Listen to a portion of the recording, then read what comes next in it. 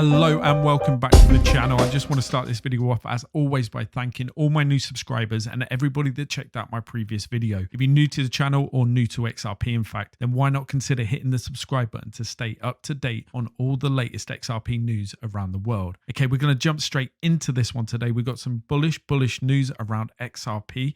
And we don't need any of that fluff. We don't need to lengthen out the video any longer than it needs to be. We're just going to jump straight into the meat and potatoes. So let's get into it. Okay, so firstly, I want to start off with the tweets. January the 25th, 2021. Call for all papers. Bank of International Settlements. The Committee on Payments and Markets Infrastructure is hosting a conference on the future of cross-border payments. Submit your work by January the 27th and join us in pushing payment frontiers towards a global payments area. Let's take a look at what they're actually going to be doing at this conference and what they're going to be talking about. And let's see if it links up with anything that we already know about with Ripple. CPM conference on pushing the frontiers of payments towards a global payments area. Over the past few decades, domestic payment systems have undergone a radical transformation. New payment methods and interfaces have taken shape, and many more innovations are underway. The COVID-19 pandemic has further accelerated the shift to digital payments. Yet cross-border payments are still, in many cases, very slow, expensive, opaque, and for many users not accessible. Improvements in cross-border payments would make a real difference to many of the poorest and most vulnerable who disproportionately bear the cost of the frictions and shortcomings of the current system. There are new issues, but the improvements have been made in domestic payment systems, and new approaches aiming to leverage radical different technologies have pushed cross-border payments up the political agenda. Okay, so what does that sound like to you? These are kind of echoing the words from Benoit Coeure that he made a year ago when he was interviewed by Bloomberg. And it just sounds, everything in this just sounds like they're describing Ripple and cross-border payments, on-demand liquidity through RippleNet. It just sounds exactly like that. If they're looking for a solution, that is the solution.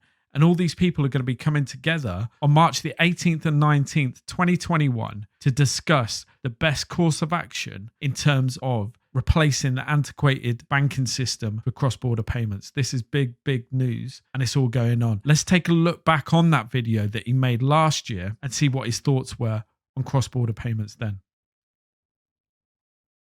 But it's not, that discussion is live. Where do you see the biggest advantage to stablecoins?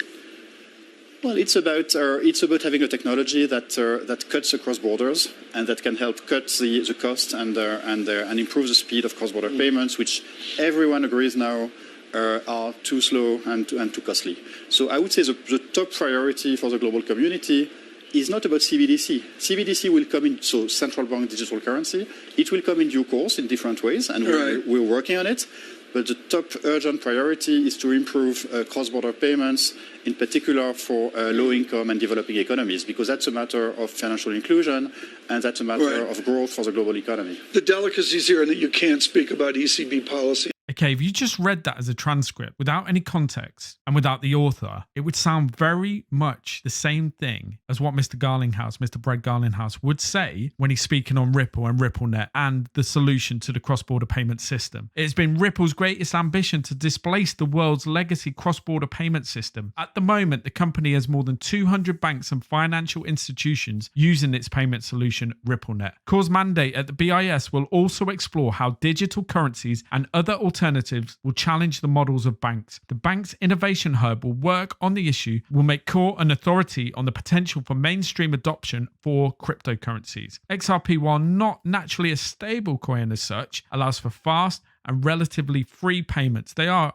practically free. With a system of servers possibly run by banks, XRP isn't essential to run using RippleNet, but it can be used electively. Now, that for me is massive news. If you expect to displace the current banking system and not have any hurdles to cross, then you're sorely mistaken. Everything that's going on now is because Ripple are making waves. They're not just making ripples, they're making huge waves, and they're shaking up the antiquated system that has been around for 60 plus years and is not fit in the digital age where money should be moved as easily as an email. And that's what Ripple brings in. Let me just bring you back to their statements on RippleNet on their website. And this is only going to take a second. Just read through it and you'll see it matches up to exactly what Mr. Coeure is actually asking for. Enable real-time cross-border payments across 40 countries. Banks join RippleNet to process cross-border payments in real time with end-to-end tracking and certainty. Available in 40 countries across 6 continents, RippleNet makes it easy to connect and transact across a robust network of 200 plus financial institutions. With RippleNet, banks can expand payment offerings into new markets that are otherwise difficult or expensive to reach. Benefits of banks joining RippleNet: new revenue, lower costs, constant experience, one integration point. Boom. And that's what it is. I just wanted to leave you today by a tweet by John E. Deaton, the man himself. He does so much for the XRP community. A lot of knowledge, a lot of research, and he speaks up when he needs to speak up. So thank you, Mr. Dayton, for everything that you do for the community and all the knowledge that you bring as well. He says the SEC versus Ripple complaint on page 8 states that 40% of the nodes validating transactions on the XRPL are operated by organizations or entities based in the United States, including Ripple itself. It failed to mention that one of those entities validating transactions